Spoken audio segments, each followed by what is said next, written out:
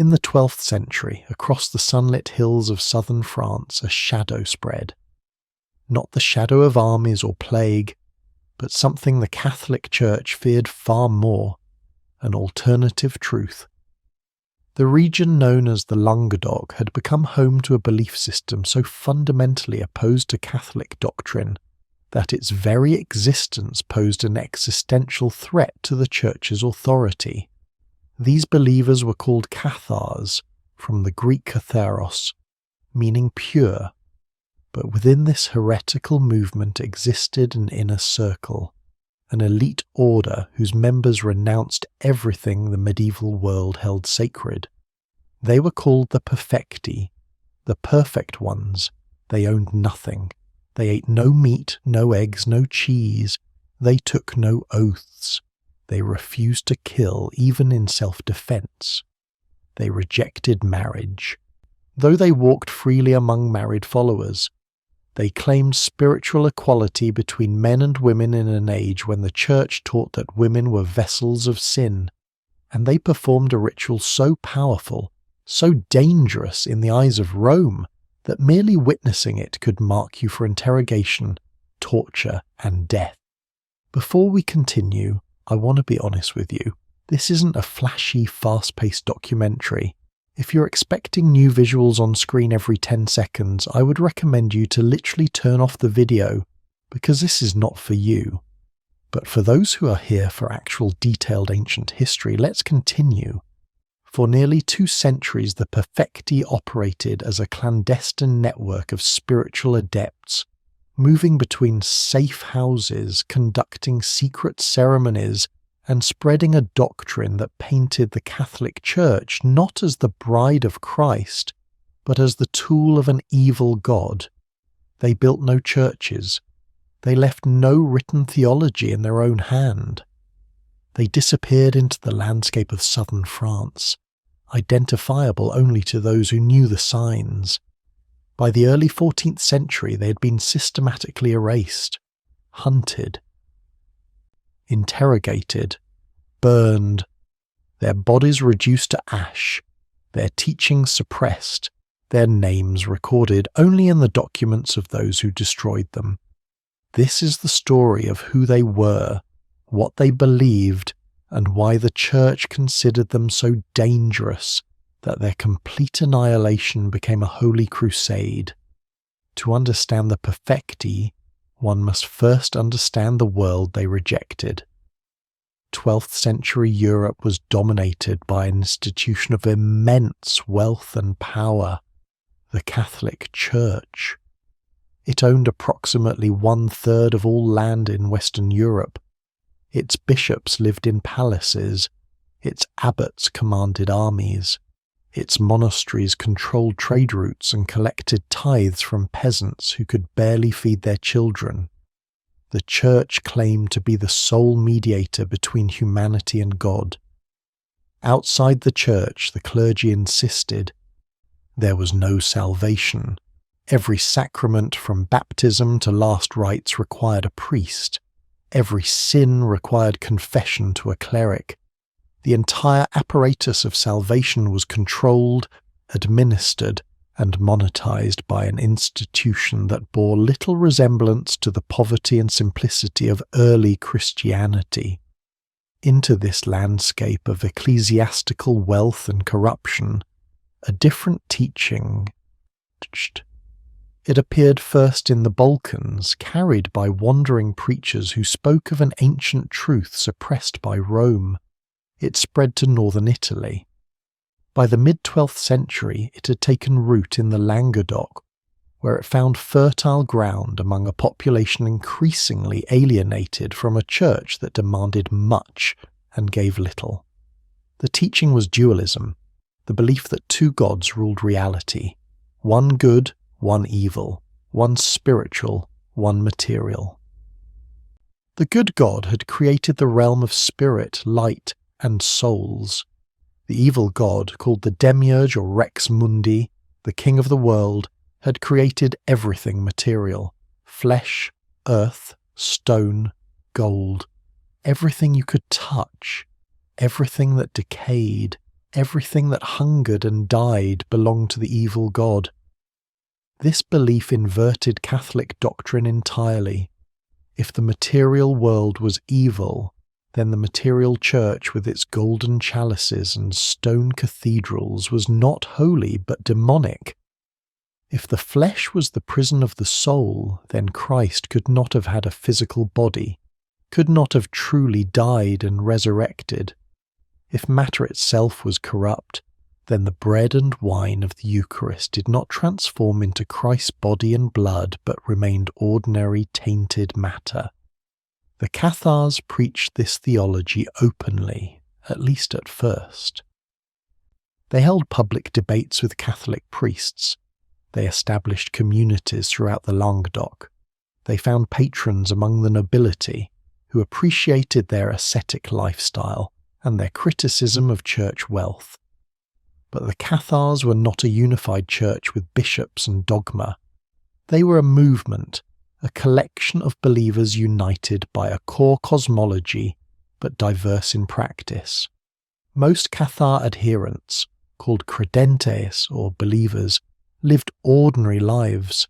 They married, owned property, ate meat, and pursued earthly business. They sympathized with Cathar teachings, but had not fully committed. The Perfecti were different. They had committed absolutely. Imagine a secret society operating in plain sight. No membership rolls, no initiation fee, no physical headquarters. Recognition passed through quiet gestures and coded phrases.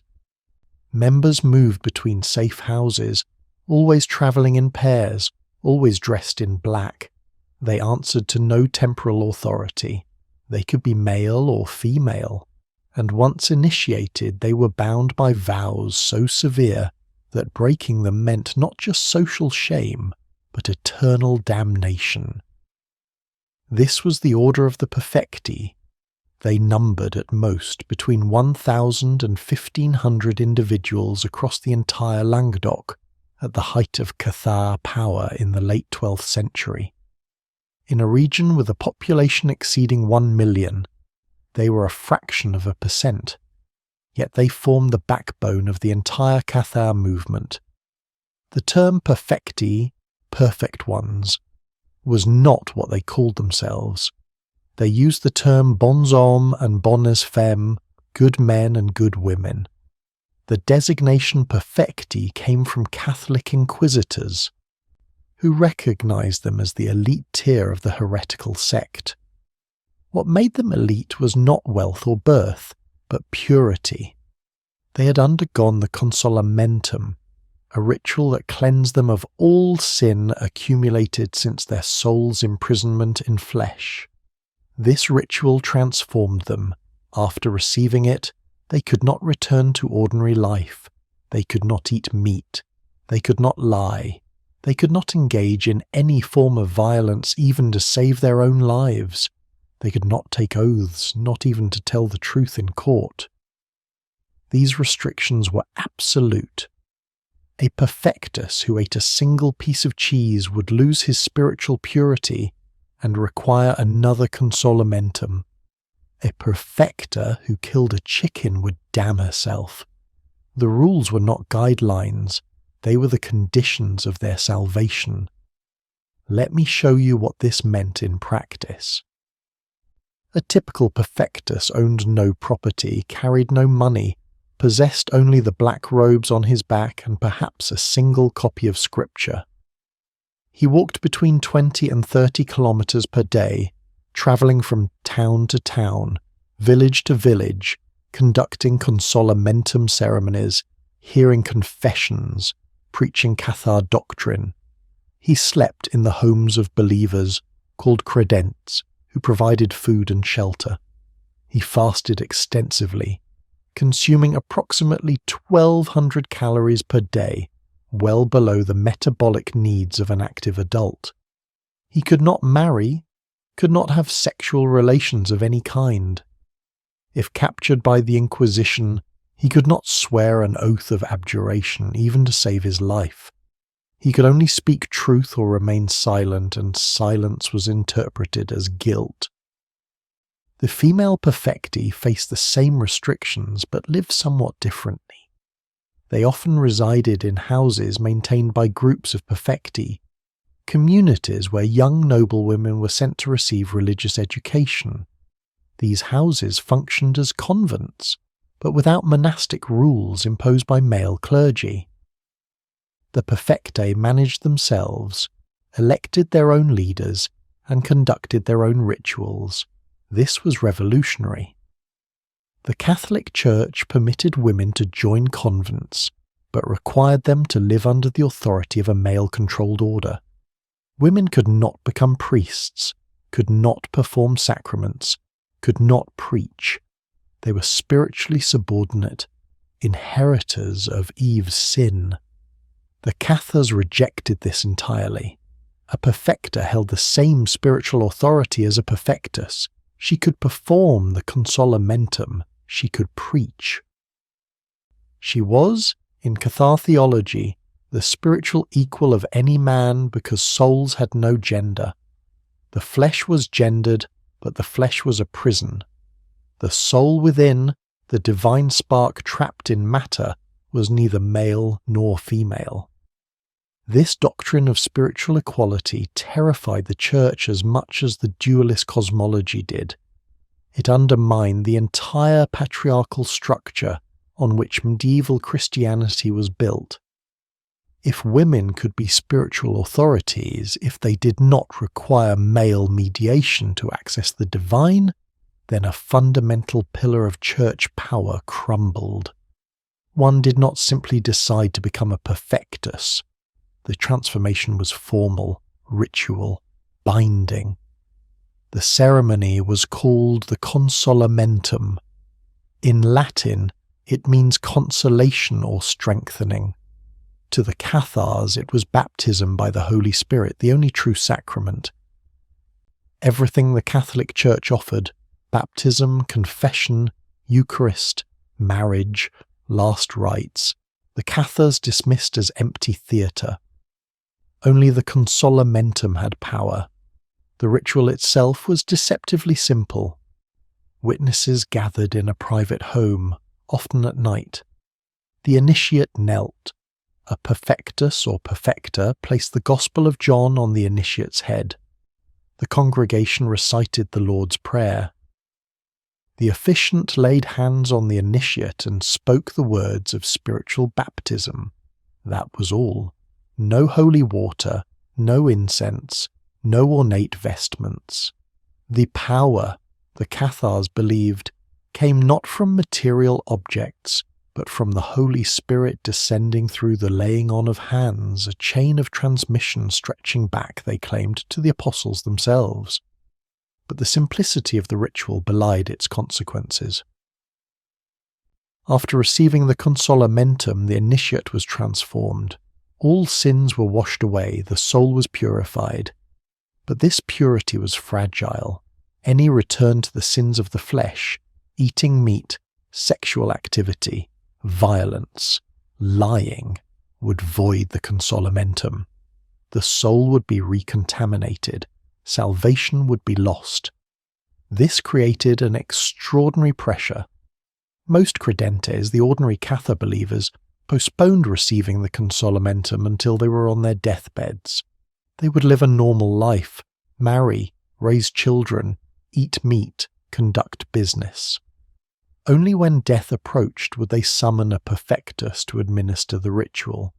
This deathbed consolamentum became standard practice. It allowed believers to gain the benefits of Cathar salvation without the crushing discipline required of the Perfecti. But those who became Perfecti while still healthy committed to a life of extreme austerity. Why would anyone choose this? What motivated someone to accept such burdens? The sources, mostly written by Catholic inquisitors interrogating captured Cathars, suggest several motives. Some Perfecti were genuinely convinced of Cathar theology and believed that only through absolute renunciation of the material world could the soul escape the cycle of reincarnation and return to the realm of the good God. They were true believers in the most literal sense. Others may have been drawn by the prestige and authority the role conferred. A perfectus was revered, respected, treated as a living saint. In a world where most people had no power, no voice, no agency, becoming a perfectus meant becoming someone important, someone whose words mattered. For women, the appeal may have been even stronger. A noble woman in 12th century France had few options.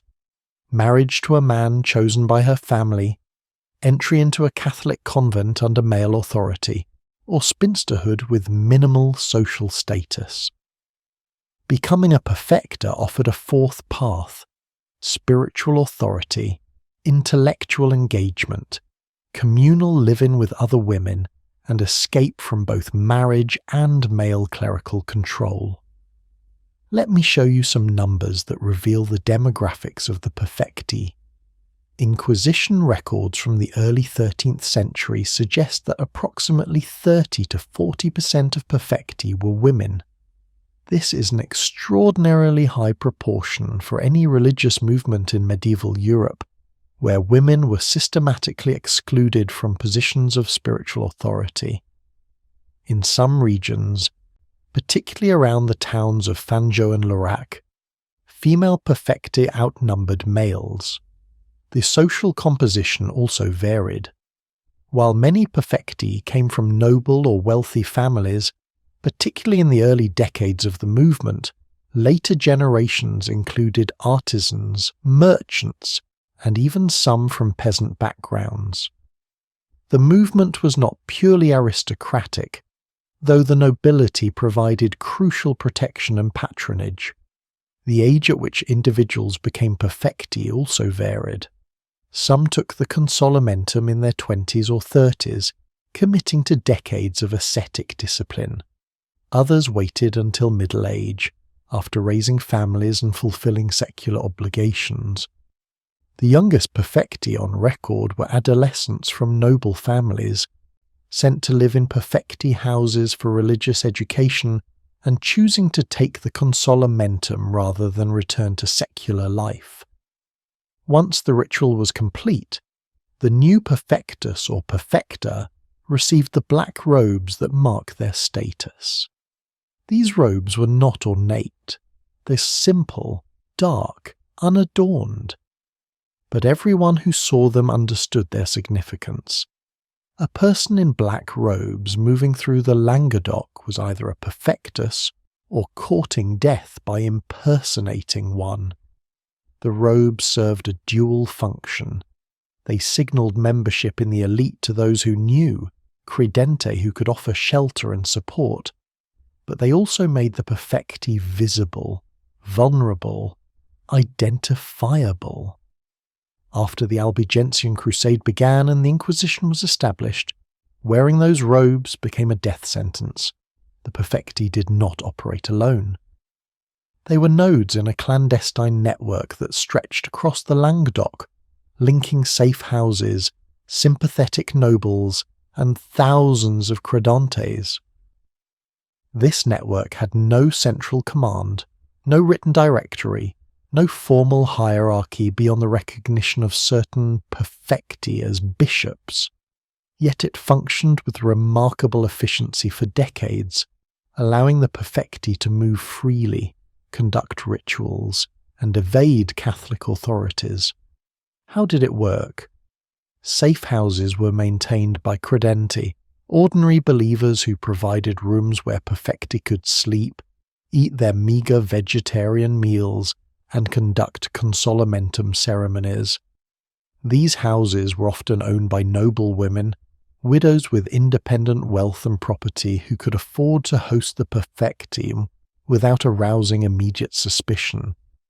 Inquisition records mention dozens of such houses, particularly in towns like Fanjeaux, Laurac, Mirepoix, and Montségur. Recognition between perfecti and credente was crucial. The perfecti could not advertise their presence openly once persecution intensified. They needed ways to identify trustworthy believers without exposing themselves to infiltrators or Catholic spies.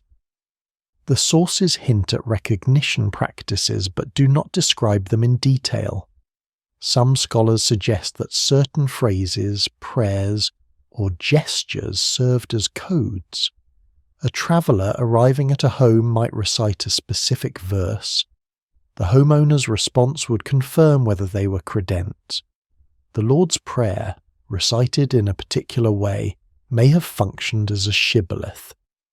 The Perfecti travelled in pairs, never alone.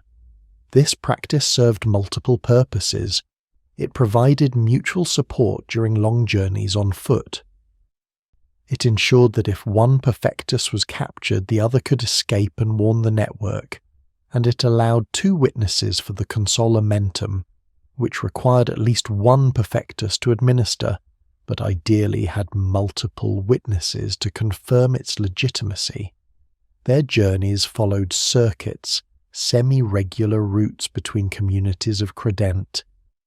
A pair of perfecti might spend several days in one town, conducting consolamentum ceremonies for the dying, preaching to credente, hearing confessions. Then they would move to the next town, perhaps 20 or 30 kilometers away, and repeat the process. Over weeks and months they would trace a loop through the Languedoc, returning to each community periodically. This itinerant lifestyle was not random, it was strategic. Constant movement made the perfecti harder to track, harder to capture. They were never in one place long enough to become complacent or for enemies to organize an arrest. At the same time, their regular circuits meant credentes knew approximately when to expect them, when to prepare safe houses and gather those who needed the consolamentum. The network also included nodes of greater permanence. Certain castles, particularly Montségur, became Cathar strongholds where perfecti could reside in relative safety, protected by sympathetic lords and fortified walls. Montségur, perched on a mountain peak in the Pyrenees, became the spiritual heart of Catharism by the early 13th century. Dozens of perfecti lived there, along with credenti and the military garrison. It was part fortress, part monastery, part symbol of Cathar resistance. But for every Montségur, there were scores of anonymous houses in ordinary towns where perfecti lived quietly, educated the daughters of nobles, wove cloth to support themselves, and performed consolamentum ceremonies for believers who came seeking spiritual solace. Let me show you numbers that reveal the scale of this network. Inquisition records from the town of Montaigu, a small village in the Pyrenees, documented that between 1290 and 1324, approximately 40% of the adult population had contact with perfecti, either hosting them, attending their ceremonies, or receiving the consolamentum on their deathbeds. Extrapolating from this and other records, it is estimated that across the entire Languedoc, tens of thousands of people actively participated in the Cathar network at various points during the movement's existence. This was not a fringe cult. It was a mass movement, deeply embedded in the social fabric of southern France, protected by nobles, tolerated by municipal authorities, and practiced by significant portions of the population. And the Catholic Church was losing control. Why did the Cathars, and particularly the Perfecti, pose such a dire threat to the Catholic Church? The answer is not simply theological disagreement. The Church had faced heresies before. It had debated Arians, suppressed Donatists, condemned Pelagians. Theological disputes were routine. What made Catharism different was its structural challenge to the Church's authority. The Perfecti offered an alternative path to salvation that bypassed the Church entirely. No priests, no bishops, no tithes, no sacraments administered by ordained clergy. A credente could live their entire life without entering a Catholic church, without confessing to a Catholic priest, and still receive the consolamentum on their deathbed, which the Cathars taught was the only sacrament that mattered. This was institutional subversion. If people did not need the church for salvation, they would not pay for its sacraments, would not fund its monasteries, would not submit to its authority. The entire economic and political edifice of medieval Catholicism rested on the premise that the church was essential. The Cathars denied this premise and offered a functioning alternative. The doctrine of dualism compounded the threat. If the material world was created by an evil god, then the material wealth of the church was not a sign of divine favour, but of demonic influence. The gold chalices, the stone cathedrals, the vast landholdings, all the markers of the church's power became evidence of its corruption. Cathar preachers did not hesitate to make this explicit. They called the Catholic Church the synagogue of Satan, the whore of Babylon, the tool of Rex Mundi. They pointed to the wealth and luxury of bishops as proof that the church served the god of matter, not the god of spirit. And the worst part, from the church's perspective, was that this message resonated. The credentes who attended Perfecti sermons were not uneducated peasants unaware of theology. Many were literate, urban, engaged with religious questions. They saw the hypocrisy of a church that preached poverty while hoarding wealth, that demanded sexual purity from lay people while overlooking clerical concubinage, that sold indulgences and forgiveness for sins. The Perfecti, by contrast, embodied their teachings. They owned nothing. They ate simply. They refused violence.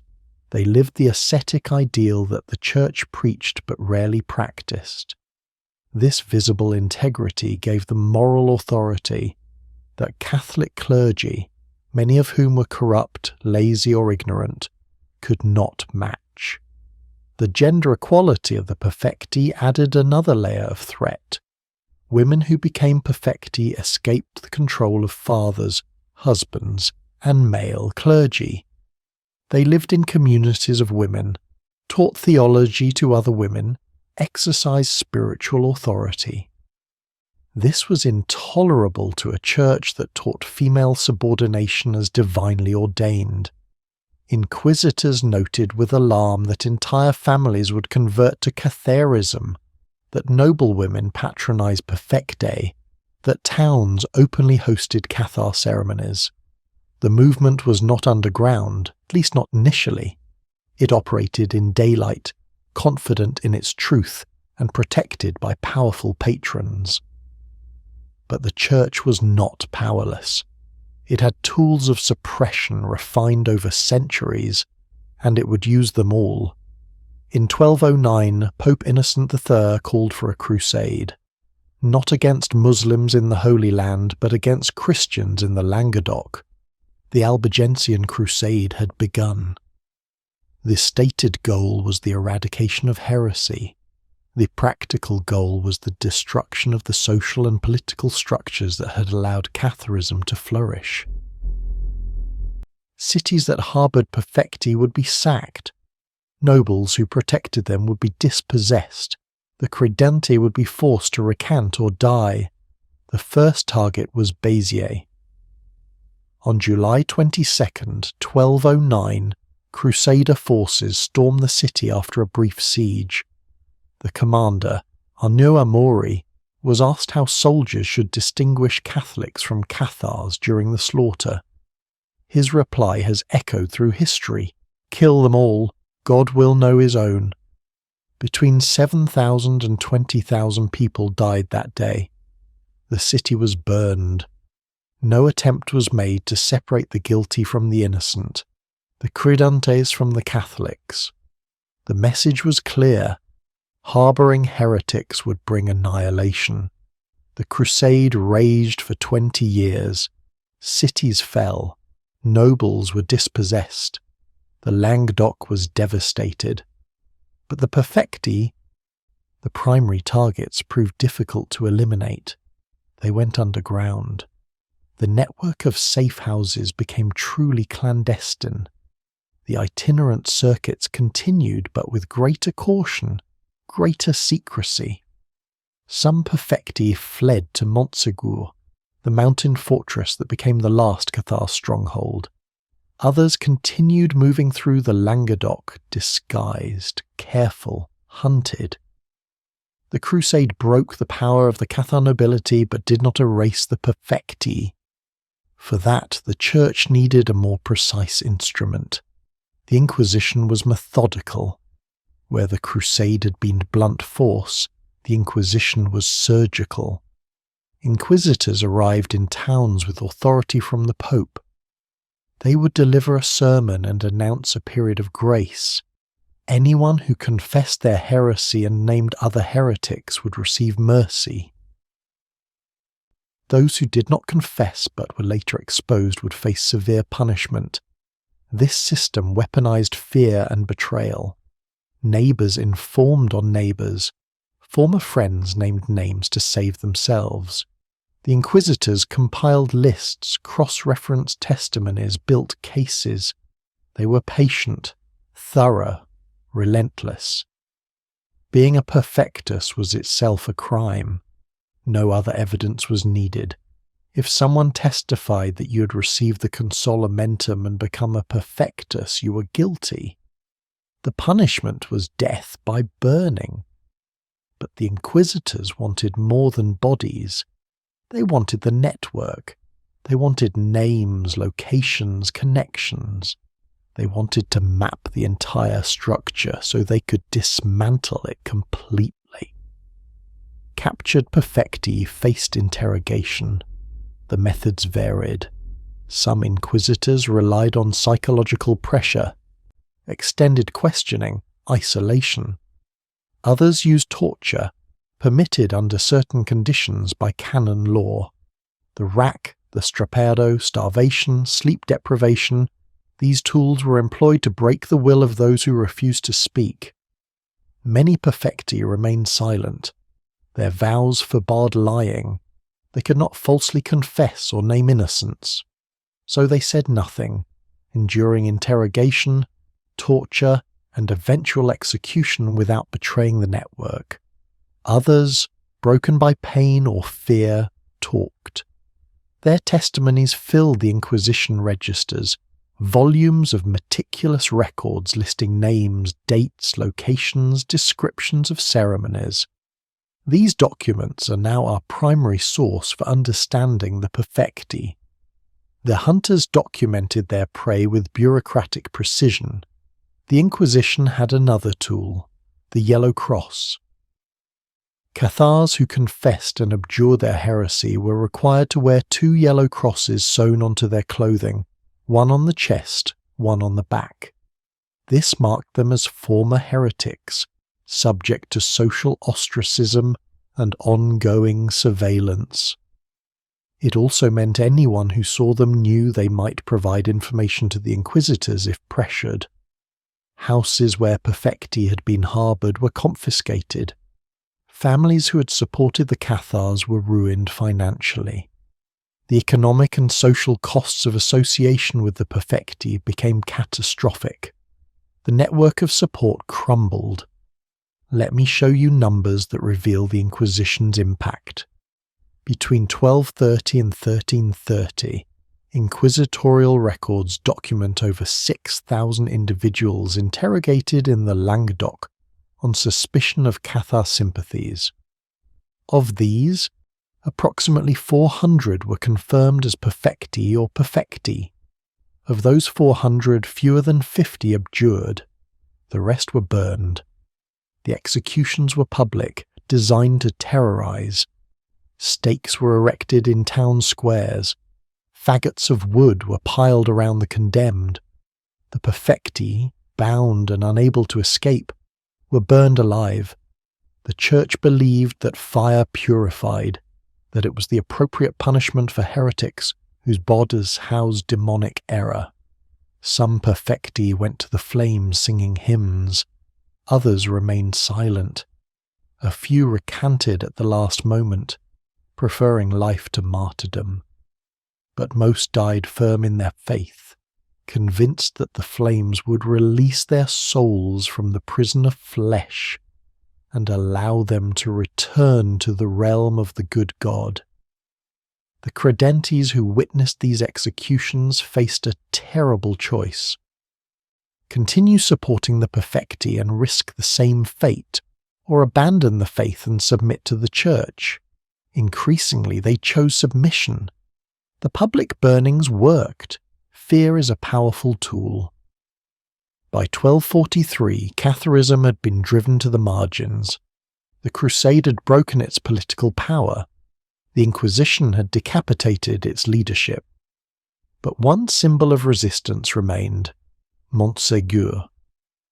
The fortress stood on a mountain peak in the Pyrenees, accessible only by narrow paths surrounded by cliffs. It was not a large castle.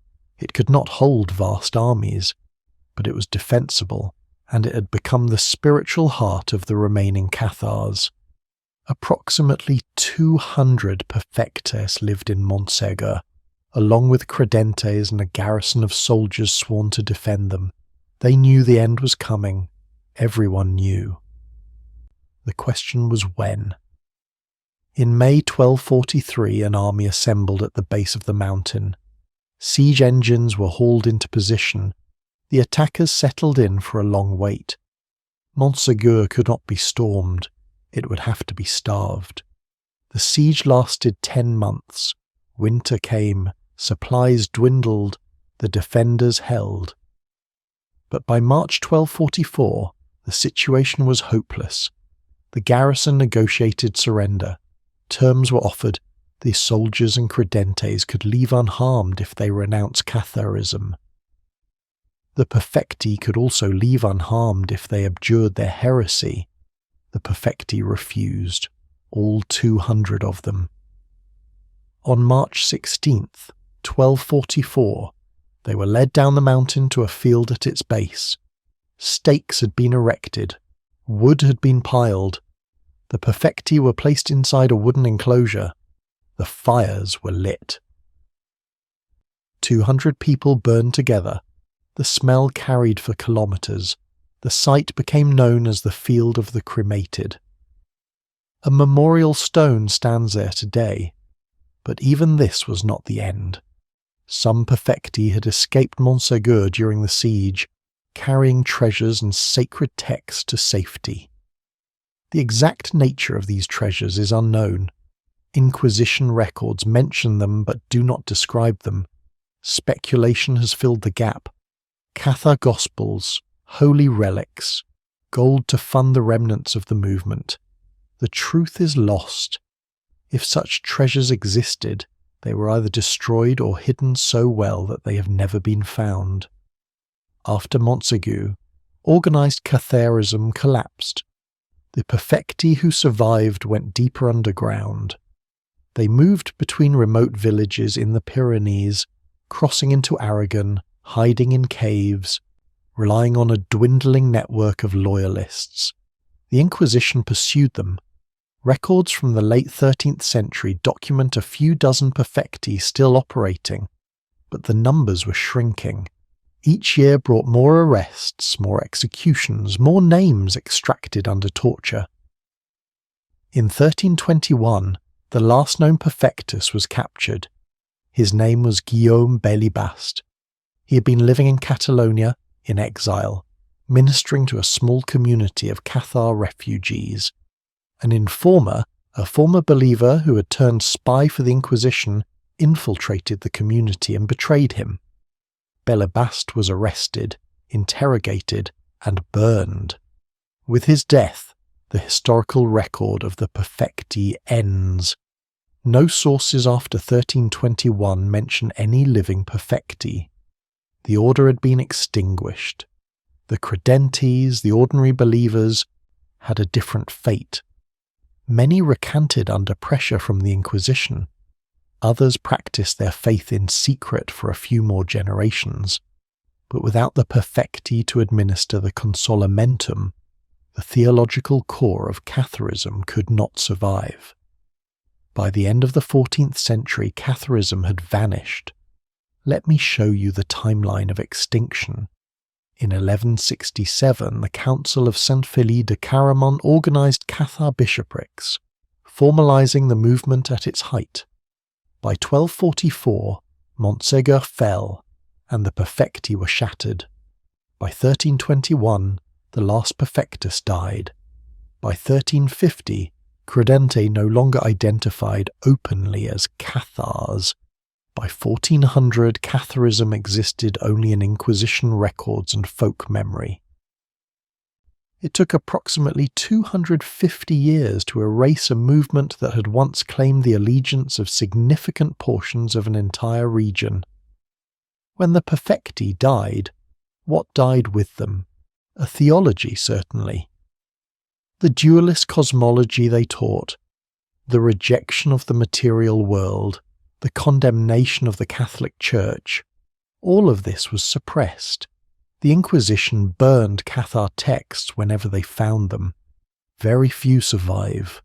We know Cathar doctrine primarily through the writings of their enemies, Catholic theologians and inquisitors who described Cathar beliefs in order to refute them. A social experiment also died.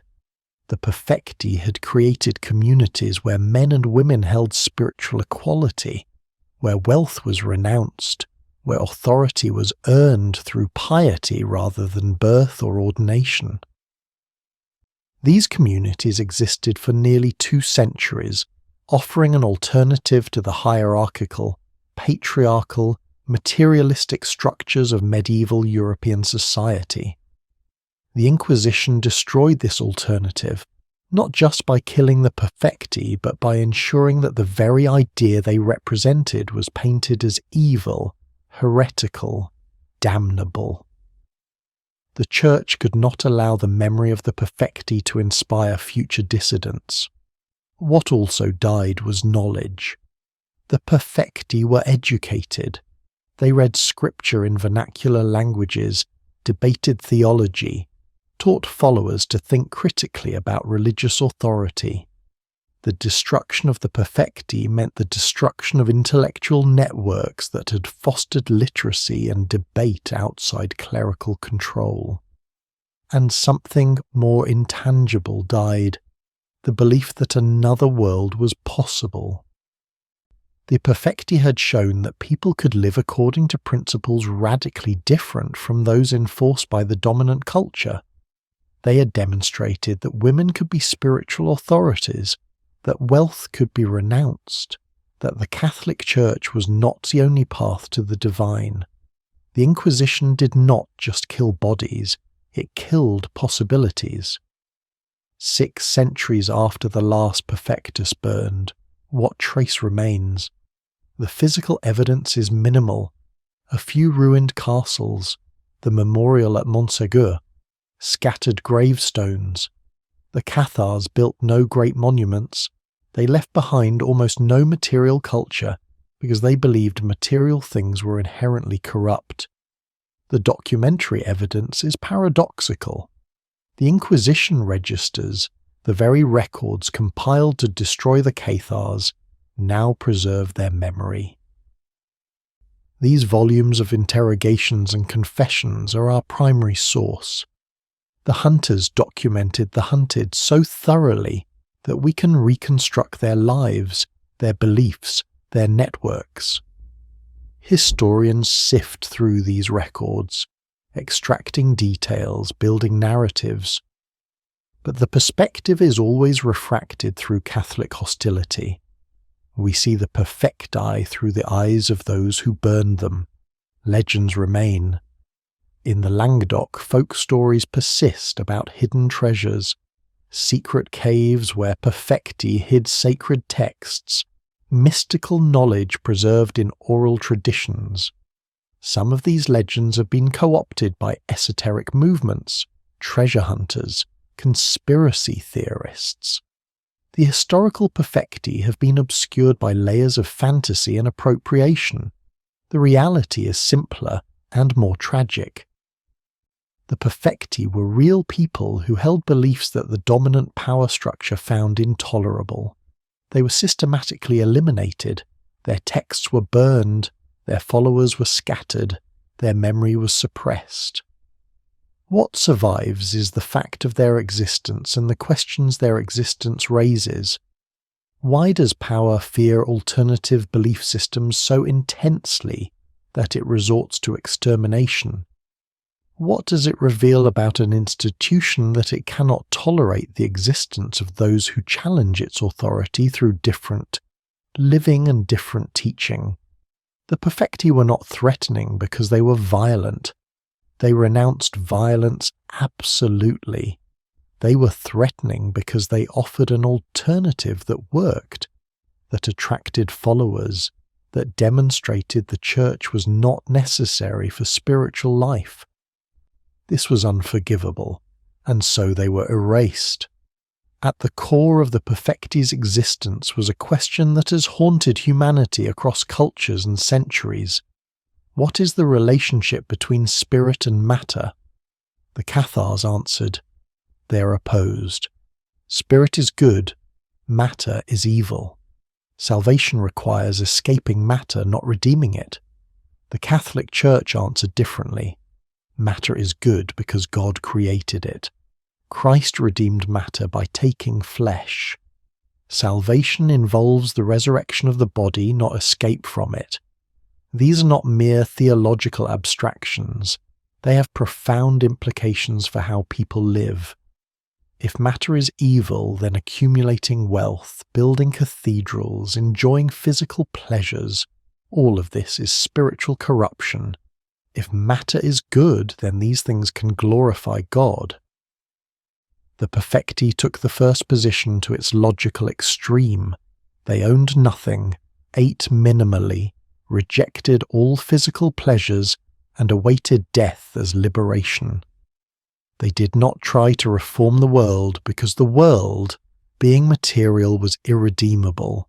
They tried to escape it. This worldview is, by most metrics, pessimistic. It offers no hope for justice in this life, no possibility of earthly improvement. Suffering is not something to be alleviated, but endured as the inevitable consequence of existing in a realm ruled by an evil god. Yet the Perfecti were not miserable.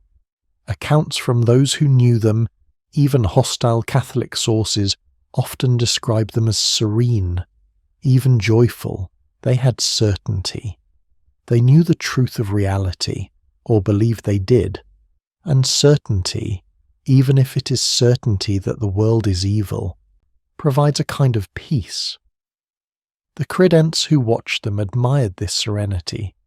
In a world of war, plague, famine, and injustice, the Perfecti offered an explanation for suffering that made sense and a path to escape it. This was compelling. The Church could not compete with this on philosophical grounds alone. Its own explanations for suffering, divine punishment, original sin, mysteriously permitted evil, were less satisfying emotionally. So the Church competed with fire and sword, eliminating the alternative rather than persuading people to reject it. This pattern, the suppression of alternative belief systems through violence, appears repeatedly in history. The Perfecti are one example among many, but they are a particularly stark example because of the thorough documentation of their persecution. We can read the names of the Perfecti in Inquisition registers. We know their towns, their families, the dates they were captured, the dates they burned. The machinery of their destruction was meticulously recorded, and this raises another question. What else has been erased?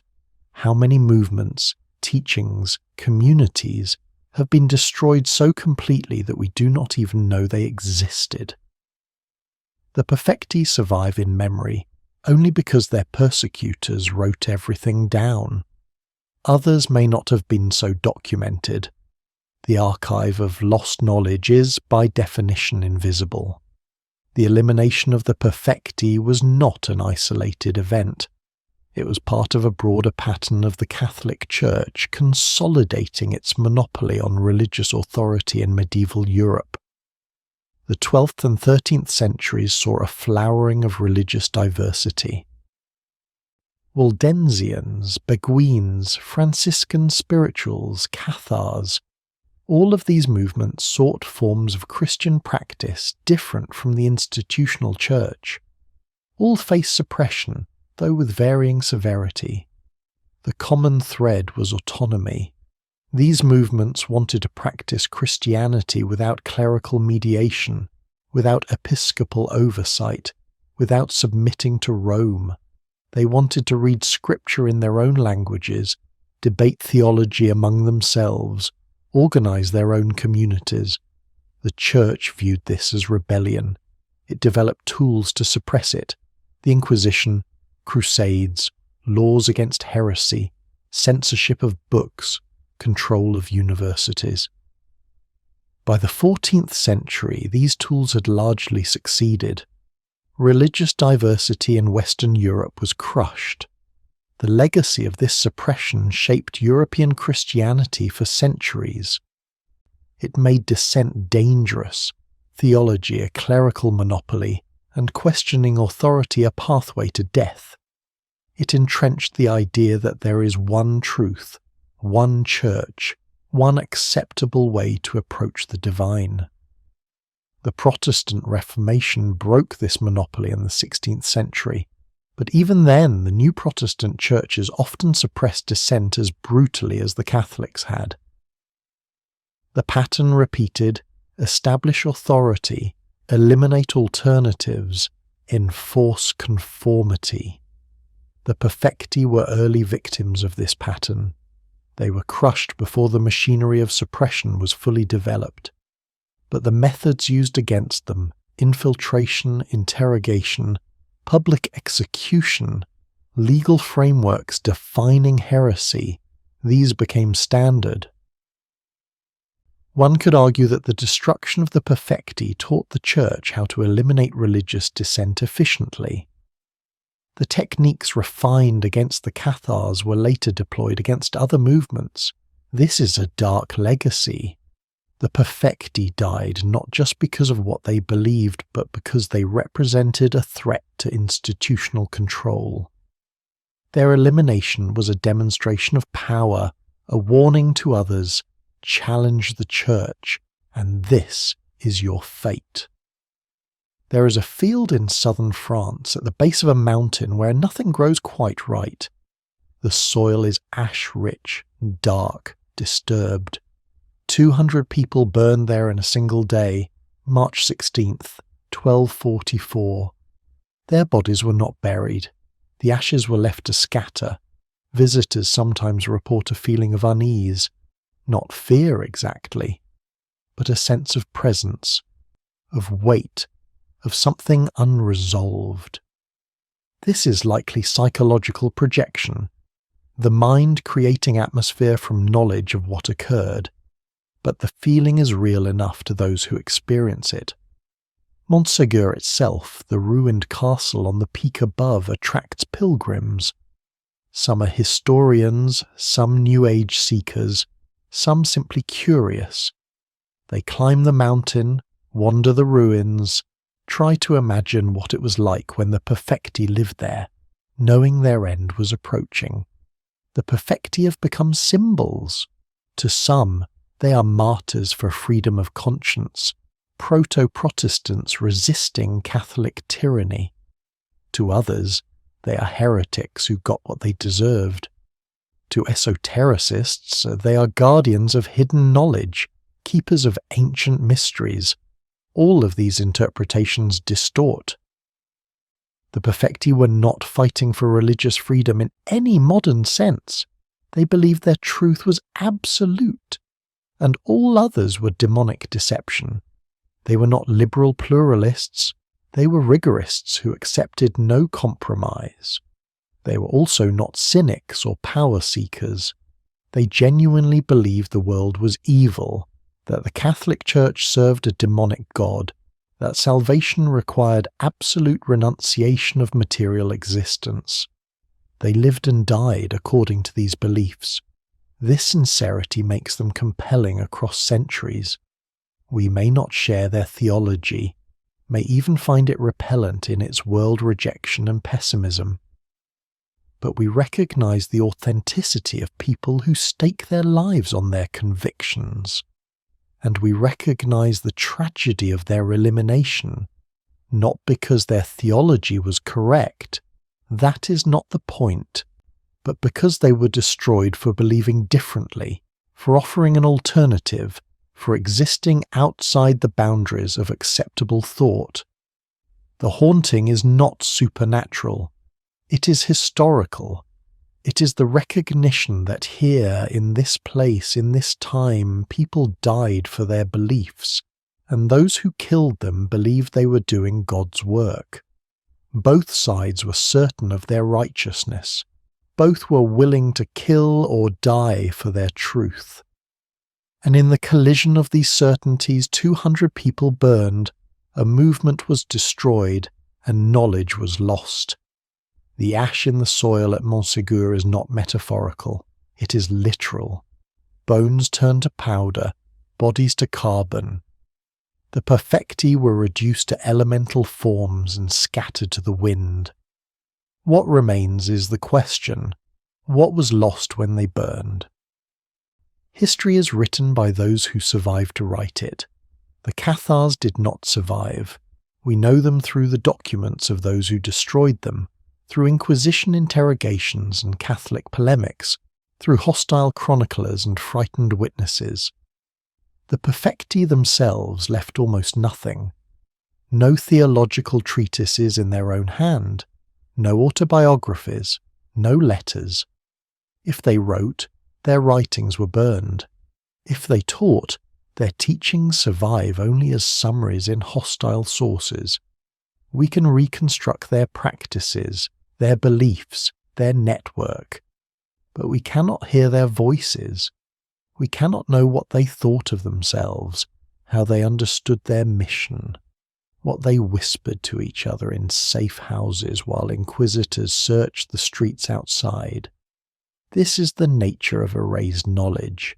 It leaves traces, gaps, silences that speak louder than words. The absence of Cathar texts tells us something, that suppression can be nearly total, that entire worldviews can be expunged from the record. The Perfecti are not unique in this. Across history, countless movements, philosophies, ways of life have been suppressed, their adherents killed, their knowledge destroyed. We know about the Perfecti only because the Inquisition was so thorough in documenting them. Others were erased more completely. What does this mean for us now, looking back across 7 centuries? It means we should be skeptical of any institution that claims monopoly on truth. The Catholic Church claimed this in the 13th century and used that claim to justify extermination of those who disagreed. Other institutions have made similar claims since, with similar results. It means we should recognize that what we think we know about history is shaped by who got to tell the story. The Cathars are villains in Catholic histories, martyrs in Protestant polemics, mystics in esoteric legends. The real Perfecti are buried under layers of interpretation, and we can never fully excavate them. It means we should value the existence of alternatives, even those with which we profoundly disagree. The Perfecti offered an alternative to medieval Catholicism that thousands found compelling. The Church destroyed this alternative not through persuasion but through force, and in doing so it impoverished the intellectual and spiritual landscape of Europe. And finally, it means we should remember those whose names are recorded in execution lists, those who chose to burn rather than recant. They deserve to be more than footnotes in the history of institutions that destroyed them. The Perfecti were real people. They walked the hills of southern France, ate simple meals, conducted rituals they believed would save souls. They were hunted, interrogated, burned. Their movement was erased. But the fact of their existence and the fact of their erasure remains. And that fact asks us a question. What would we die for? What would we refuse to recant, even face in the flames? Most of us, mercifully, will never be tested in this way. We live in times and places where belief does not generally carry such costs. But the Perfecti did not. They faced that test, and they chose accordingly. We cannot know if they were right. Their theology may have been mistaken, their dualism a cosmic error. Or it may have held truths that burned with them, lost forever. What we do know is that they existed, that they believed, and that they were destroyed for it. Their absence is a scar on history, and scars have a way of reminding us of wounds that should not be forgotten.